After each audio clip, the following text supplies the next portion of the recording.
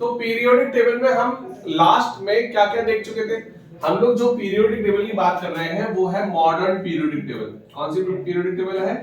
Modern periodic table. किसने दी थी ये पीरियोडिक टेबल? हेनरी मोजले ने। तो जो आपके इसमें वर्टिकल कॉलम्स है, वर्टिकल कॉलम्स कितने हैं? जल्दी जल्दी बोलते हो। वर्टिकल कॉलम्स कितने हैं? 7। ग्रुप कितने? 18 बेटा। कितने? 18। और हॉरिजॉन्टल रोज, हॉरिजॉन्टल रोज कितनी है? हॉरिजॉन्टल रोज कॉल्ड पीरियड। कितने? 7। क्लियर बात? अब पहली पीरियड में कितने एलिमेंट हैं?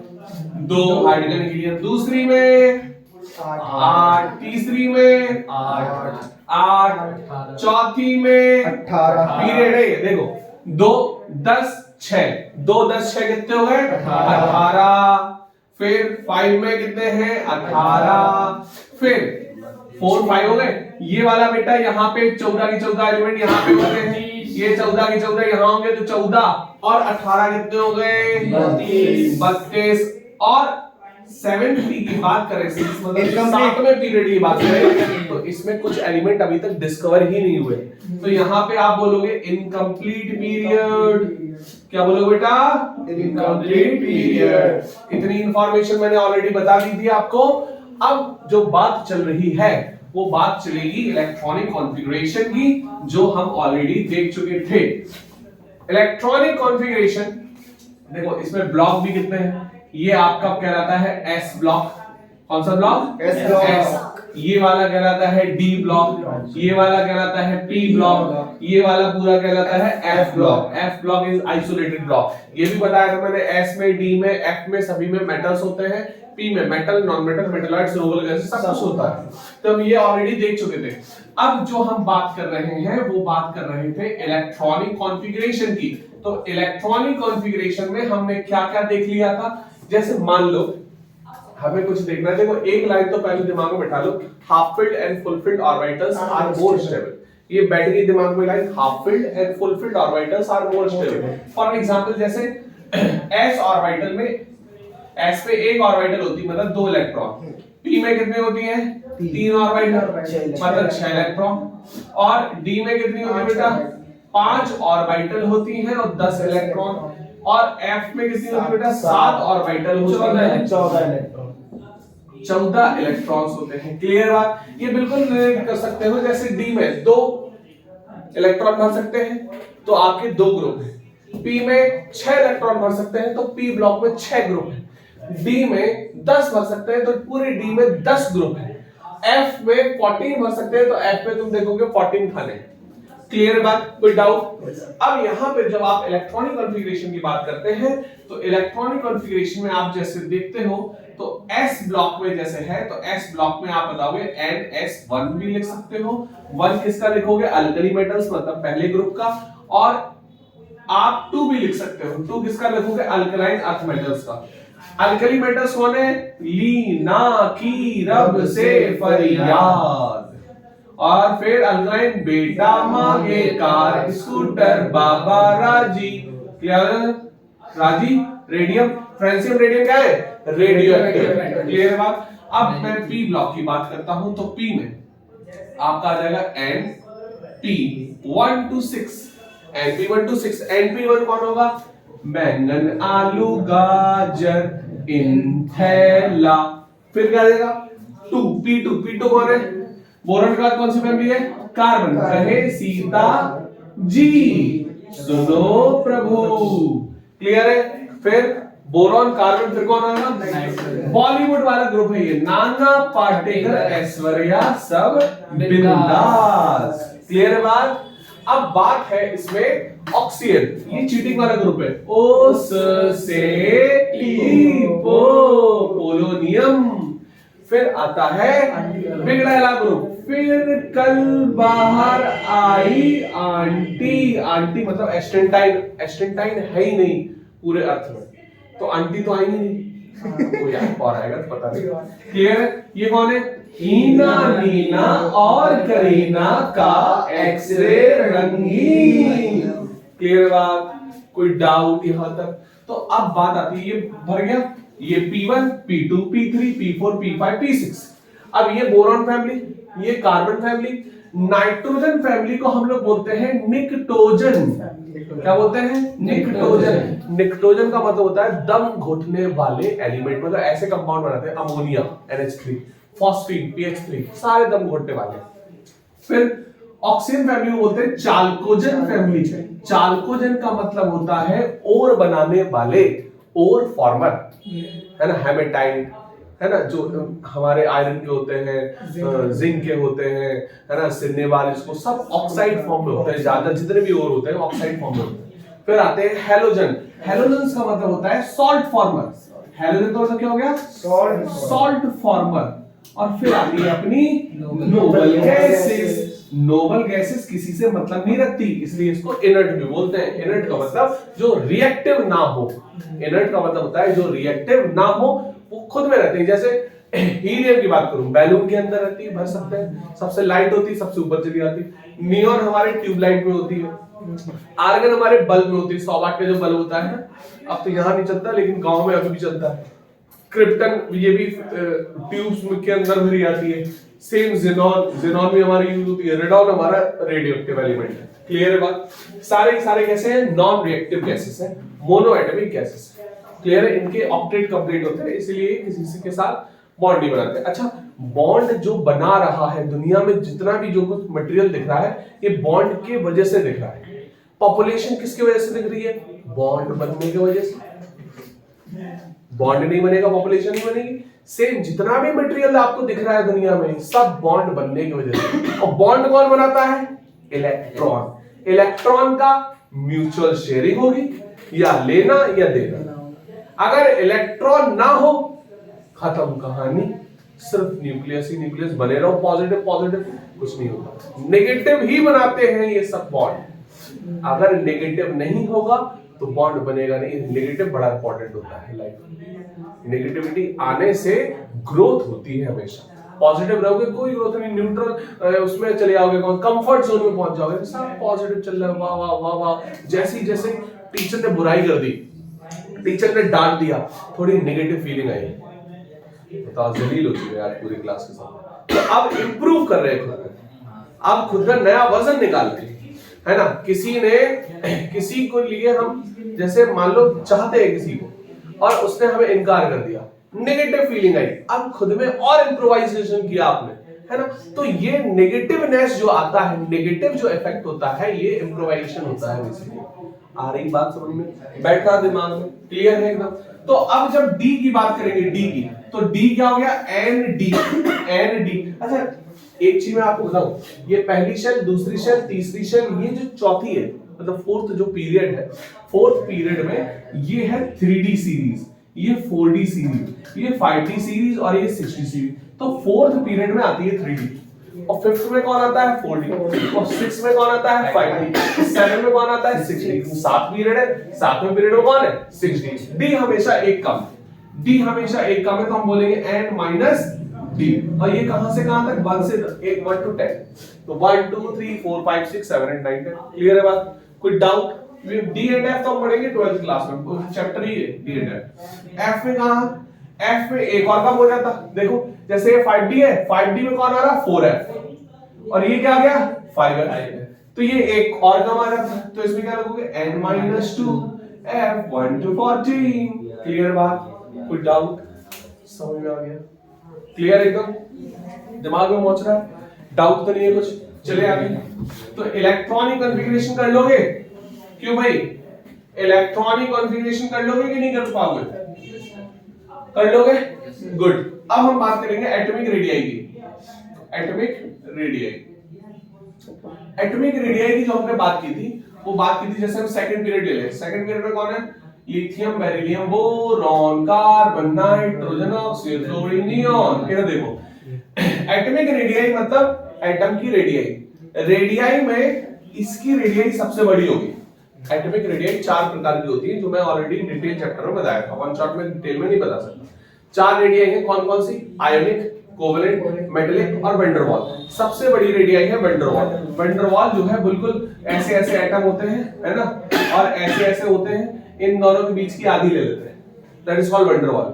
और कोवलेंट क्या होती है, ये ओवरलैप करती है, सबसे छोटी रेडियस है हमारी कोवलेंट, ठीक है। तो वैन डेर वाल्स रेडियस सबसे बड़ी Vr और सबसे छोटी कौन सी है, Cr, कोवलेंट रेडियस। फिर आती है यहाँ पर कौन सी, मेटेलिक रेडियस, और फिर कौन है, आयनिक रेडियस। ज्यादातर ये केस बनता है, that is the order. Clear? ये कई बार जो है कॉम्पिटिटिव एग्जाम में क्वेश्चन भी आ चुका है, तो इस तरीके से आप बता सकते हैं। समझ में आ रही बात? जा रहा दिमाग में एकदम, दिमाग एकदम चतुर चालाक तेज तर्रार रखना है। देखो तो अल्कली मेटल है, अल्कली के बाद जो साइज आता है वैसे तो साइज हमारा ये होना चाहिए डिक्रीजिंग ऑर्डर होना चाहिए। क्यों?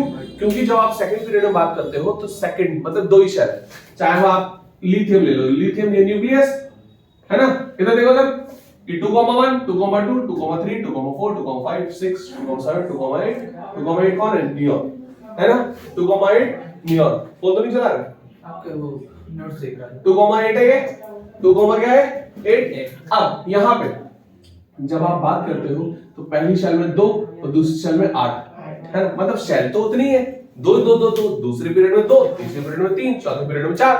लेकिन जब आप लेफ्ट टू राइट जाओगे तो नंबर ऑफ प्रोटॉन न्यूक्लियस में बढ़ेंगे, number of electron outer most shell में बढ़ेंगे।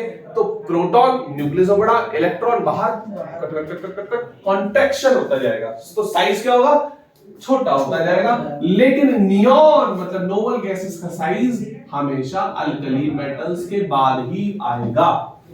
किसके बाद आएगा, अल्कली मेटल्स के बाद। अब चाहे तो वो ले लो फिर तीसरी वाली कौन है, सोडियम के बाद आएगा argon, sodium magnesium aluminium silicon phosphorus sulphur chlorine. Clear बात?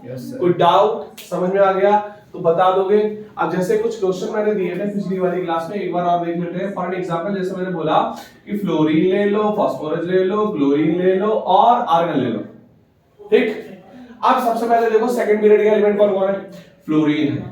थर्ड पीरियड में कौन कौन है, PClR। क्लियर? सबसे छोटा साइज किसका होगा, छोटा साइज होगा क्योंकि अप टू डाउन बढ़ेगा साइज, नंबर ऑफ शेल बढ़ेगी, तो सबसे छोटा साइज किसका, वेरी गुड, फ्लोरीन का सबसे छोटा साइज। फ्लोरीन के बाद आपको पता है आर्गन सबसे बड़ा, तो आर्गन को सबसे आगे कर दो, फिर फास्फोरस आ जाएगा, ये आ जाएगा। बैठ रहा दिमाग में? कोई डाउट? बस इसकी प्रैक्टिस करनी है। प्रैक्टिस के लिए मैं आपको भेज दूंगा क्या, असाइनमेंट, खट क्वेश्चंस कर लेना। हम बात करेंगे किसकी, दो प्रॉपर्टीज हो गई। हम बात करेंगे आयोनाइजेशन एंथैल्पी, आयोनाइजेशन एंथैल्पी, बड़ा ध्यान से देखना। थर्ड प्रॉपर्टी आयोनाइजेशन एंथैल्पी क्या होती है, जैसे मैं बात करूं, जैसे ये हमारा छोटा सा चिंटू सा एटम है। अब इस एटम में हमें आउटर मोस्ट शेल से एक इलेक्ट्रॉन निकालना है, इलेक्ट्रॉन न्यूक्लियस से बना हुआ है, इनका रिलेशन तगड़ा है, पॉजिटिव नेगेटिव बॉन्ड बहुत अच्छा। इलेक्ट्रॉन को निकालोगे एनर्जी देनी पड़ेगी, किसी भी बॉन्ड को तोड़ते हैं। मान लो हमें इसका रिलेशन तोड़ना है, बहुत स्ट्रांग बना है, 4 साल का रिलेशन है, इसका रिलेशन तोड़ना है। रिलेशन मतलब बॉन्ड, एट्रैक्टिव बॉन्ड। और रिलेशन में मत जाओ, माना कि फैब का मंथ चल रहा है लेकिन उस फॉर्मेट में मत जाओ। मैं कह रहा हूं रिलेशन मतलब बॉन्ड, रिलेशन बॉन्ड, तो बॉन्ड को हम तोड़ना है तो एनर्जी लगानी पड़ेगी, और जब लगानी पड़ती है तो एंडोथर्मिक प्रोसेस होता है। कौन सा प्रोसेस होता है, एंडोथर्मिक। Very good. तो यहाँ पे जब आप बात करोगे आयोनाइजेशन एंथैल्पी की, तो एटम को करो पहले अकेला, इसका बॉन्ड तोड़ना है, इसको अलग करो, उसको अलग करो, और इसको अलग भड़काओ, उसको अलग भड़काओ, एनर्जी लगाओ, तिगड़म लगाओ, फिर बॉन्ड टूटेगा, दोनों अलग अलग। अब सुन रहे हो, दोनों साथ में, तो फिर हमें ये पता नहीं चल पा रहा हम इसमें कितनी एनर्जी लगा रहे हैं और उसमें कितनी एनर्जी लगा रहे हैं। तो इसलिए एटम को बिल्कुल अकेला करो। अकेला किसमें होगा, सॉलिड में पास होते हैं एटम, लिक्विड में भी पास होते हैं, गैस में एटम दूर दूर होते हैं। तो हम क्या बोलेंगे कि when we the amount of energy required to eject an electron from outermost shell of isolated gaseous atom, हमें आइसोलेट करना पड़ेगा, अकेला करना पड़ेगा एटम को। क्लियर है बात?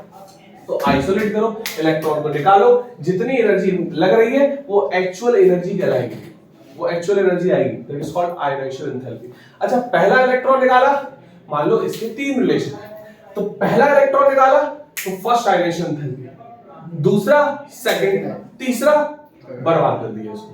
क्लियर है बात? तो दैट इज कॉल्ड अच्छा तीसरे में ज्यादा एनर्जी लगेगी क्योंकि पहला निकल गया वो रिलैक्स है, दो तो है कोई दिक्कत नहीं है, दूसरा निकल गया अब घबराहट में एक ही, फिर उसके लिए बहुत एनर्जी लगेगी क्योंकि वो स्ट्रॉन्ग बॉन्ड हो जाएगा, है ना, स्ट्रॉन्ग, क्योंकि फोकस जितना ज्यादा फोकस होता है उतना ज्यादा स्ट्रॉन्ग बॉन्ड होता है, फोकस कम वीकनेस आ जाती है।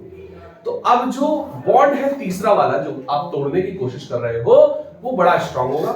तो इसीलिए मैं बोल रहा हूं, एक और तुम्हें आइडिया से बताता हूं, बड़ा ध्यान से देखना, जैसे सोडियम एल्यूमिनियम ले लो, एल्यूमिनियम इस तरीके से मत जाओ, इसमें ना थोड़ा सा वेरिएशन आता है।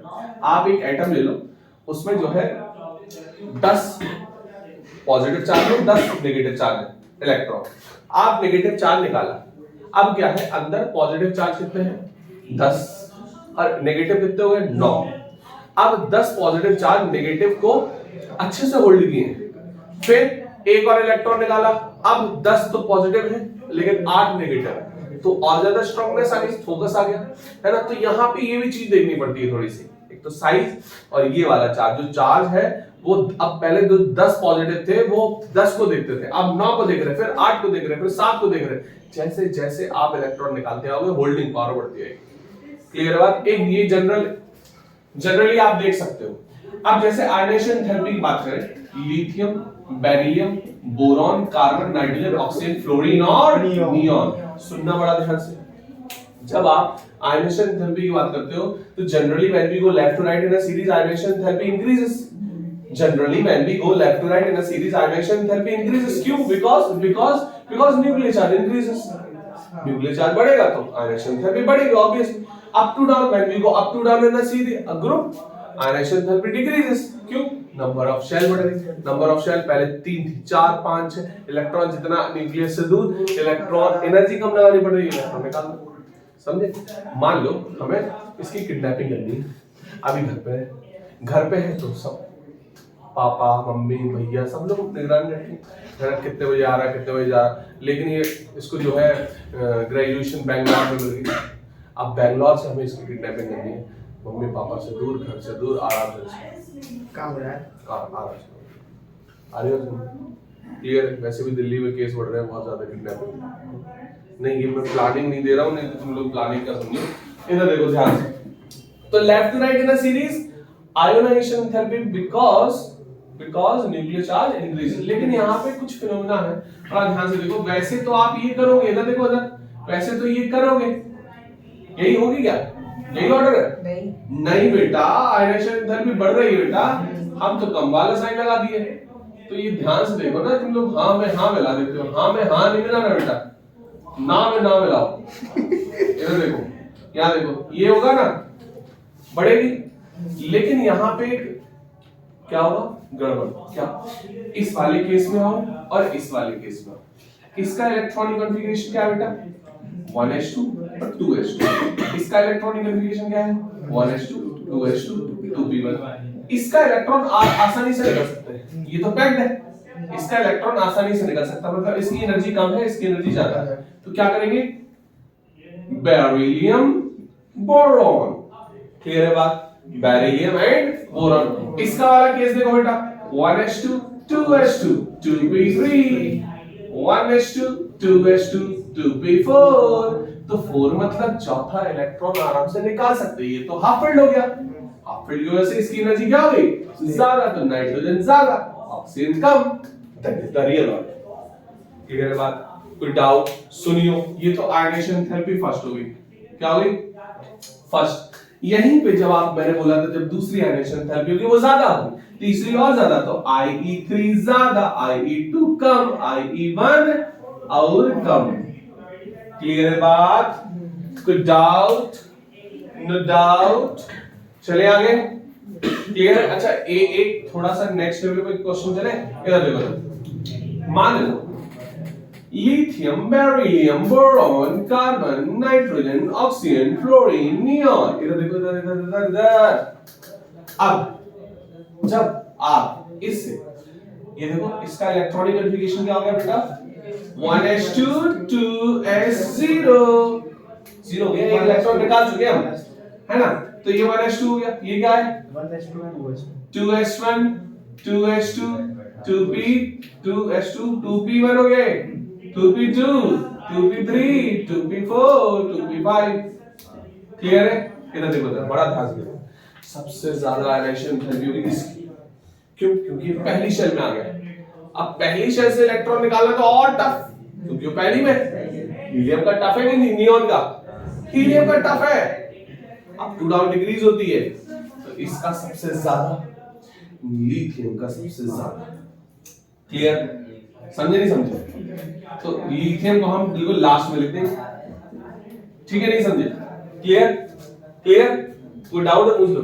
क्लियर? अब यहां से यहां क्या हो रही है? डिग्री। तो यहां पे हो गया बेरिलियम। बेरिलियम के बाद क्या है? बोरॉन। बोरॉन और कार्बन में किसका ज्यादा? कार्बन का कम हो जाएगा, क्योंकि 2p1 है, 2p1 से निकलना आसान है और 2s2 से निकलना कम। ये बताया था मैंने, देखो 2s2 से 2p1 से किससे निकलेगा? 2p1 से। ये तो पैक्ड है, कंप्लीट है। तो बेरिलियम, बोरॉन से पहले कौन आ गया? कार्बन। तो यहां क्या आ जाएगा बेटा?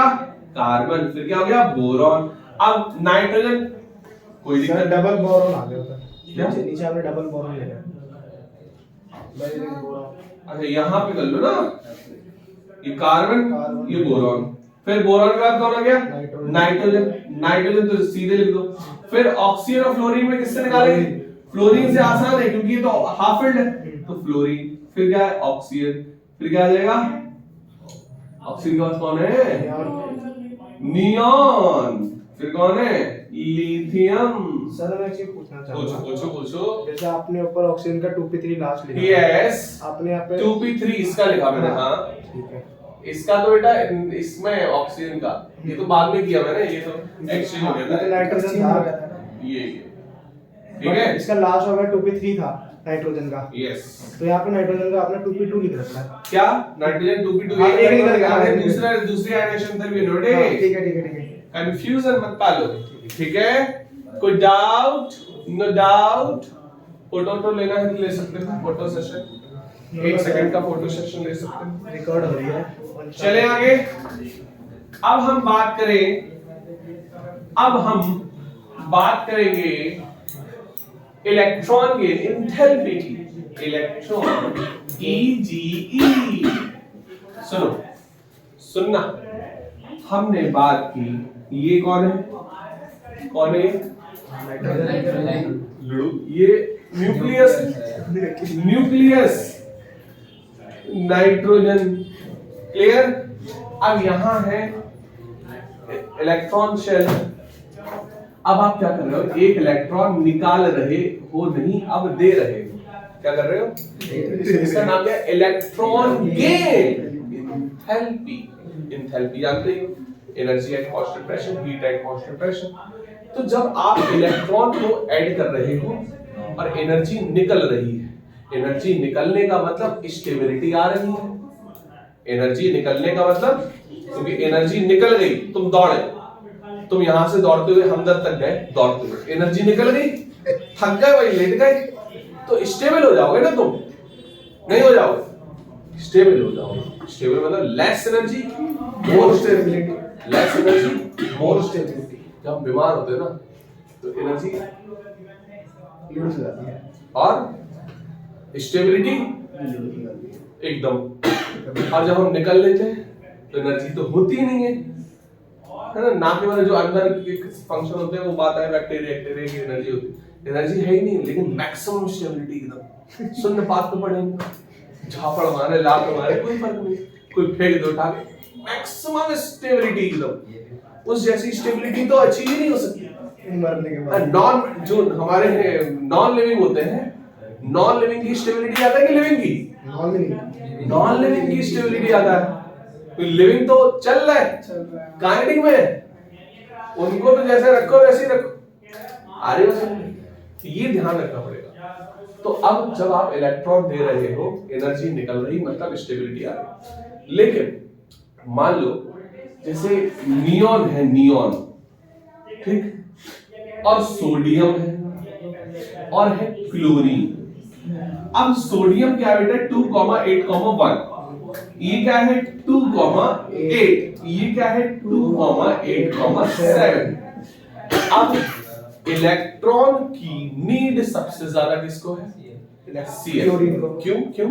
क्योंकि एक इलेक्ट्रॉन आ जाएगा, ये स्टेबल एकदम एनर्जी रिलीज कर देगा, स्टेबिलिटी में पहुंच जाएगा, है ना? समझ रहे हो? तो ये एनर्जी ज्यादा निकालेगा। और बात करूं मैं करूं नियॉन की, स्टेबल है, तुम इलेक्ट्रॉन दे रहे हो तो एनर्जी निकालेगा क्या? नहीं निकालेगा, तुम जबरदस्ती दे रहे हो। और इसमें ये तो दान करने वाला है, ये तो एनर्जी निकालते ही नहीं है। लेकिन इसकी ऑर्बिटल खाली होती है, ये ले सकता है लेकिन ये देता है ज्यादातर, इसकी टेंडेंसी होती है एक इलेक्ट्रॉन दे देगा तो ज्यादा स्टेबल है। 2,8,2 हो जाएगा तो स्टेबिलिटी आ जाती है, लेकिन 2,8 जैसी स्टेबिलिटी नहीं आएगी, है ना? फॉर एन एग्जांपल, हमारे लवालब भाई साहब गए हैं एक फंक्शन, चलो ये खेल करा। और जब ये फंक्शन में गया तो पूरी सब्जी खाई, है ना? पनीर की सब्जी और बेसन की पूरी, मेथी वाली, ठीक है? और फिर बाद में रसमलाई खा ली। फिर बुआ आई, लवालब की बुआ आई, उन्होंने कहा लवालब तुम 1 साल बाद आए हो, 2 पूरी और। लवालब ने कहा पेट भर गया मेरी तरफ से, तुम्हें मेरी कसम। अब फोर्सफुली दे दी जा रही ना पूरी, लवालब को नहीं चाहिए, कंप्लीट ऑक्टेट कंप्लीट, पेट कंप्लीट। अब जबरदस्ती जब इलेक्ट्रॉन दोगे तो एनर्जी लगानी पड़ रही है। बुआ कह रही तुमको मेरी कसम, तुम 1 साल बाद आए हो, एनर्जी है भाई, तो एनर्जी लगानी पड़ रही बुआ। फिर नहीं नहीं नहीं, तुमको फूफा की कसम, एनर्जी ज्यादा लगानी पड़ रही है। आ रही बात समझ में? तो यहाँ पे जब एनर्जी लग रही है तो एंडोथर्मिक प्रोसेस हुआ, और जब एनर्जी निकलती एक्सोथर्मिक प्रोसेस। तो इलेक्ट्रॉन गेन एंथैल्पी 2 टाइप की आती है, एक्सोथर्मिक और एंडोथर्मिक। तो यहाँ पे आपको पता ही है, थर्मोडायनामिक्स पढ़ चुके हो, डेल्टा एच जब हमारी पॉजिटिव होती है तो ये कौन सी है? एंडोथर्मिक। और डेल्टा एच हमारी नेगेटिव होती है, ये कौन सी है? एक्सो। तो यहाँ 2 टाइप की मिलेगी आपको, इलेक्ट्रॉन गेन एंथैल्पी पॉजिटिव भी मिलती है और नेगेटिव भी मिलती है। तो पॉजिटिव किस केस में मिलेगी? इन केसेस में।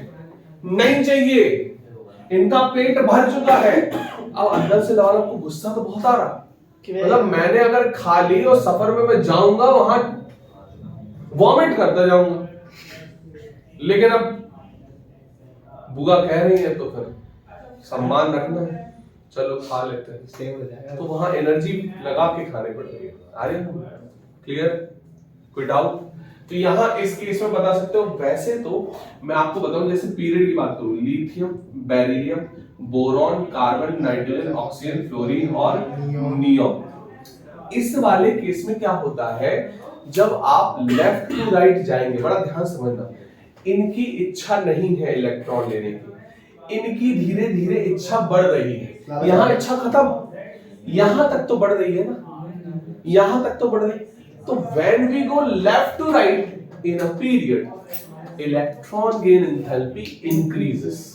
इलेक्ट्रॉन गेन एंथैल्पी क्या हो जाएगी? बढ़ेगी। लेकिन हम वैसे ही ग्रुप की बात करें तो ग्रुप में क्या होगा, जब आप up to down in a group आओगे तो हमारी शेल बढ़ रही है, न्यूक्लियस से सेल दूर हो रही है, outer shell, electron outer most shell का इलेक्ट्रॉन भी दूर हो रहा है, मतलब अब इलेक्ट्रॉन निकलेगा। मेटेलिक कैरेक्टर बढ़ता है। What is the means of metallic? Electron निकालने वाला कैरेक्टर बढ़ रहा है। तो इलेक्ट्रॉन निकालने वाला कैरेक्टर बढ़ रहा है, मतलब इलेक्ट्रॉन लेने वाला कैरेक्टर तो कम हो रहा है, तो इलेक्ट्रॉन तो नहीं लेगा, तो इलेक्ट्रॉन गेन एंथैल्पी कम हो रही है।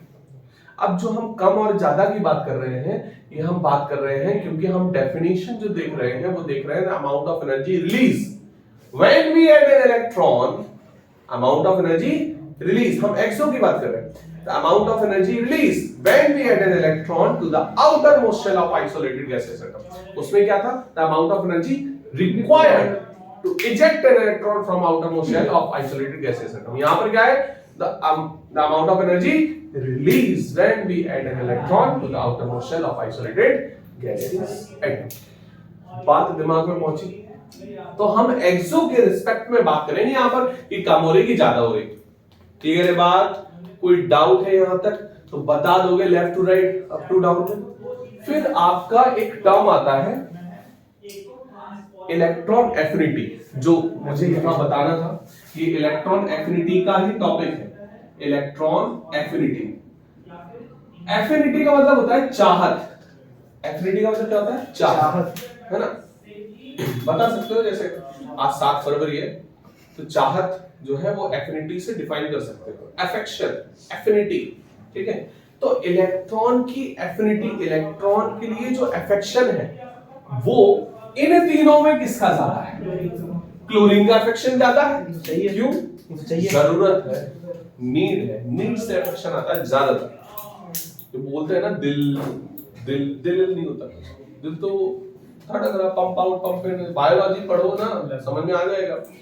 ऐसा कहीं कुछ नहीं है, दिमाग काम करता है। तो नीड की दिक्कत है। अब नीड कैसी है? इलेक्ट्रॉन की। अब इलेक्ट्रॉन की अगर नीड ज्यादा है तो एनर्जी ज्यादा है। इलेक्ट्रॉन की नीड कम है तो कम निकलेगी। इलेक्ट्रॉन की नीड है ही नहीं, जबरदस्ती दे रहे तुमको मेरी कसम, वहां तो एंड हो जाएगा प्रोसेस। नहीं समझे? क्लियर है बात? कोई डाउट? समझ में आया? तो इलेक्ट्रॉन एफिनिटी, एक चीज यहां पे वेरिएशन मिलेगा। जैसे मैं फ्लोरीन, क्लोरीन, ब्रोमीन, आयोडीन की बात करूं, फ्लोरीन, क्लोरीन, ब्रोमीन और आयोडीन, तो इन सब में 3-3 लोन पेयर होते हैं, पता है आपको? 3-3 लोन पेयर और एक अनपेयर्ड इलेक्ट्रॉन। साइज किसका छोटा है? साइज किसका छोटा है? फ्लोरीन। फ्लोरीन का साइज छोटा है। अब बेटा तुम ये देखो, ये लोन पेयर है, ये लोन पेयर है, ये लोन पेयर, एक इलेक्ट्रॉन। अब इलेक्ट्रॉन की चाहत है छोटा भी साइज इलेक्ट्रॉन लेना, लेकिन जो ये लोन पेयर है ना, ये रिपेल कर रहे हैं। बाहर से एक इलेक्ट्रॉन आना चाह रहा, लेकिन खुद के इलेक्ट्रॉन जो है वो रिपेल कर रहे हैं आने से। तो रिपेल करेंगे तो इसकी एफिनिटी कम मानी जाएगी। एफिनिटी का मतलब ये नहीं होता कि चाहत रखना, एफिनिटी का मतलब है कि चाहत पूरी हो जाना।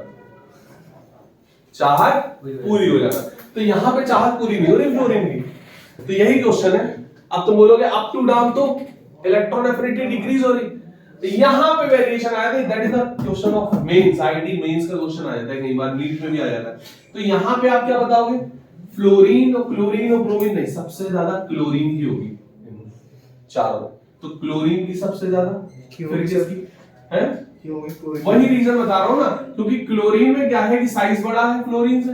अब इसका जो लोन पेयर है वो शिफ्ट भी हो रहा है। अब जगह मिल गई ना, अब इलेक्ट्रॉन आ सकता है ना आसानी से। यहाँ पे इलेक्ट्रॉन आ रहा है तो ये रिपेल कर रहे हैं, इनको रिपेल कर रहे हैं, आने नहीं दे रहे। तुम तो सोच रहे हैं अफेक्शन है ज्यादा, लेकिन रिपेल कर रहे हैं ये खुद के। समझे? तो ब्रोमीन का भी साइज बड़ा होगा ना। समझे? मान लो तुम्हें चाहत है, लेकिन तुम्हारे परिवार वाले सपोर्ट ही नहीं कर रहे, समझे ना? क्लियर है? तो वो क्या कर रहा है? वो लाते मार रहे। तो वो आना तो चाह रहा है, तुम भी चाह रहे हो, लेकिन आ नहीं पा रहे हो, रिजल्ट नहीं मिल रहा। समझे? लेकिन क्लोरीन में आ जाना, क्योंकि क्लोरीन में ओपन माइंडेड है लोग। क्लोरीन में जगह है, जगह है, जगह मिल गई तो इलेक्ट्रॉन आराम से आ रहा है। ओपन माइंडेड लोग। आ रही बात समझ में? कोई डाउट? ब्रोमीन का भी साइज तो ब्रोमीन का तो है, लेकिन वहां पे मेटेलिक कैरेक्टर हो गया ना, शेल दूर जा रहा है। तो अब ये थोड़ा ना तुम बोलते जाओगे इसका ये बैलेंस है, होना इसी का चाहिए। लेकिन ये इस केस की वजह से ओपन माइंडेड नहीं है, इस वजह से होना इसी का चाहिए, लेकिन इसके वजह से यहां पे इसका ज्यादा हो जाता है। तो क्लोरीन हो गया, फिर क्या आ जाएगा? फिर ब्रोमीन, फिर क्या आ गया? Iodine. That is the electron affinity order. सुनो, electron affinity is directly proportional to electron gain enthalpy. क्योंकि जितनी ज्यादा एफिनिटी होगी, इलेक्ट्रॉन आएगा, एनर्जी निकलेगी, डायरेक्टली प्रोपोर्शनल। चार पूरी होगी बस। क्लियर बात? बता दोगे? समझा दोगे? हैं? कोई डाउट तो नहीं है? क्लियर?